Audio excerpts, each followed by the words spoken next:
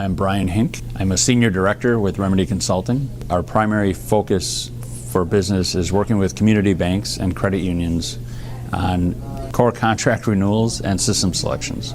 So when working with a community bank or a credit union on a renewal project, I tend to lead the project with a kickoff call, which more or less is an information gathering session, so that when we hit the ground running on the project, we have a broad spectrum of what the bank or credit union is looking to accomplish throughout the project. A community bank came to us with a project which was primarily focused on technology needs, and the way we solved that problem is, again, we sat down and went through a needs analysis of sorts, which basically started from scratch, and we analyzed what systems they had in place today versus what systems they wanted in the future or felt they needed in the future. From there, we were able to develop a plan and more or less a path of how to get there. One of my favorite projects was a smaller bank that I worked on a contract renewal, and initially there seemed to be a trust issue. You know, after we had a few conversations around that, we were able to break down a few of those walls.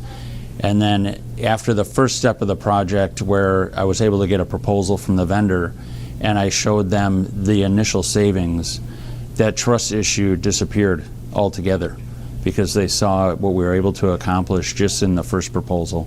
And then we had a couple of iterations beyond that, and in the end, I was their best friend because of the savings level that we were able to accomplish. I've had clients come to me in the past and they're under the impression they need a full system selection. So we approach it the same way, where we have a kickoff call, and through that information gathering session, we determine whether it's true that they want to go down that path of a system selection and make a change in their vendor, in their core vendor. In some cases, they don't.